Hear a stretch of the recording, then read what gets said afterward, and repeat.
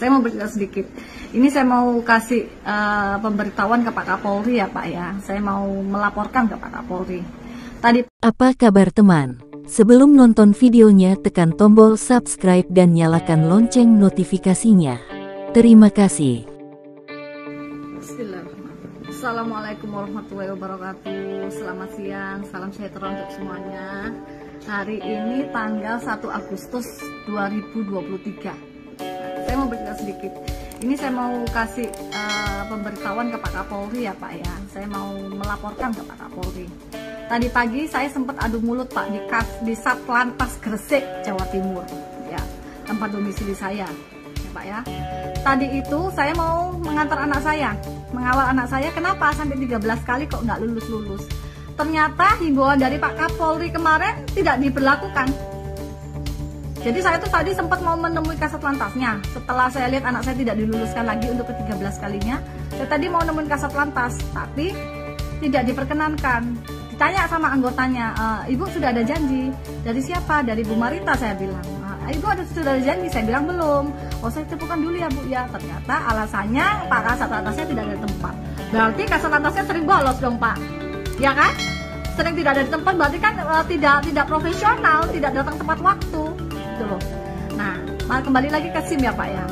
Anak saya ini 13 kali Pak. Anak saya nggak mau anak saya jadi pemain sirkus setelah lulus dari uji SIM. Ya, ternyata himbauan dari Pak Kapolri kemarin nggak dipakai Pak. Aturannya masih sulit. Nah, tadi saya ngamuk saya di sana. Pada akhirnya nanti saya dirangkul dari salah satu anggota di sana. Bu, mari Bu, komandan saya mau ketemu. Nah, akhirnya tadi saya ketemu Mbak Ursinia, namanya Pak Chandra. Beliau di situ berusaha untuk mendinginkan saya, untuk mencari solusi bagaimana nanti saya luluskan Bu. Ternyata akhirnya punya suami saya yang semula juga dipersulit ya Pak ya, itu juga diterbitkan. Jadi jangan nunggu kayak begini dong Pak. Jangan nunggu orang ngamuk, masyarakat ngamuk dulu baru diterbitkan. Aturannya saya tanya ketika saya diskusi dengan Mbak Usinya, kami ini Bu hanya melaksanakan peraturan yang sudah ada. Pak Kapolrinya kemarin kan hanya menghimbau Bu, hanya wacana, tidak ada dasar hukumnya, kecuali itu terbit perpunya. Nah, berarti kan masalahnya ada di perpunya Pak. Peraturan Kapolri harus jelas ada dasar hukumnya, tidak sekedar himbauan, supaya anak buah jajaran Bapak itu mengikuti instruksi Bapak secara paten. Ada dasar hukumnya. Nah, kalau sekedar Bapak kasih himbauan tidak mempersulit masalah gizi, percuma Pak. Percuma. Masih sama aturannya, masih sulit. Begini nih Pak. Jadi bikin masyarakat bego Pak. Masyarakat tidak semua berani seperti saya untuk bersuara. Tapi saya tetap akan terus bersuara Pak. Kalau saya bongkar korupsi sama pungli di pelni aja berani kok. Resiko masuk penjara saya sudah jalani. Dan saya nggak gentar kan, nggak takut kan. Saya tetap menyuarakan itu kebenaran gitu loh. Apalagi cuman berantas korupsi Satlantas pungli-pungli begini. Waduh, saya nggak takut Pak. Karena selama peraturan seperti ini Pak, selama itu pula calo tetap akan ada di sekitaran Satlantas. Banyak Pak, Satlantas mana aja, nggak cuma Satlantas Gresik Pak, semua Satlantas ada calo.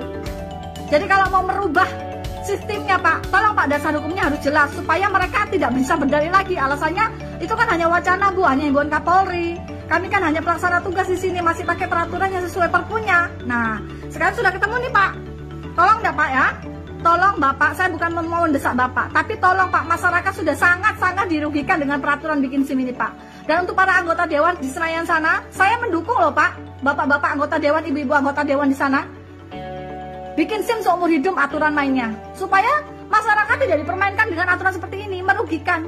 Ya, itu aja Pak, sekedar saran dari saya. Kalau Bapak ingin institusinya Bapak berubah, tidak ada istilahnya praktek di bawah meja di Satlantas sana pungli-pungli, ya Bapak harus ubah aturan mainnya, tidak seperti ini lagi. Dan Bapak harus dengar masyarakat yang kritis seperti saya. Bapak harus dengarkan orang-orang seperti saya, karena saya tidak punya kepentingan Pak. Saya tidak punya kepentingan. Dan saya bongkar korupsi di pelni aja, pungli aja saya berani, masa bongkar korupsi di Satlantas yang harusnya aparat penegak hukum harusnya kan lebih tertib, disiplin dengan aturan. Itu mereka nggak mau loh Pak. Masih banyak praktek pungli di situ. Kalau Bapak misalnya nanya mana buktinya, percuma saya buktikan Pak. Orang saya sudah buktikan di pelni ada korupsi aja itu didustakan kok. Saya masuk penjara, ngapain saya buktiin? Itu sudah jadi rahasia umum, biarkan Allah yang tahu kok Pak. Kalau Bapak masih mendustakan, Bapak-bapak di Satlantas itu masih banyak calo. Rezeki kalian nggak bakal berkah ya anggota polisi. Kalau kalian selalu ngerjain masyarakat, nggak akan berkah hidup kalian. Ya, itu aja Pak ya. Tolong Pak Kapolri. Jadi tadi saya sudah diskusi, ternyata Mbak Urnya bilang masih pakai peraturan lama Bu, karena tidak ada dasar hukumnya. Pak Kapolri hanya menghimbau ya Pak ya. Jadi kalau Bapak sudah terbitkan Perpu, ada dasar hukumnya, masyarakat bisa tertolong dengan Perpu itu, tidak dipersulit lagi untuk bikin SIM. Terima kasih Bapak. Assalamualaikum, salam sejahtera untuk semuanya. Merdeka. Bagaimana menurut kalian? Jangan lupa tekan tombol subscribe, like dan komen. Karena itu gratis.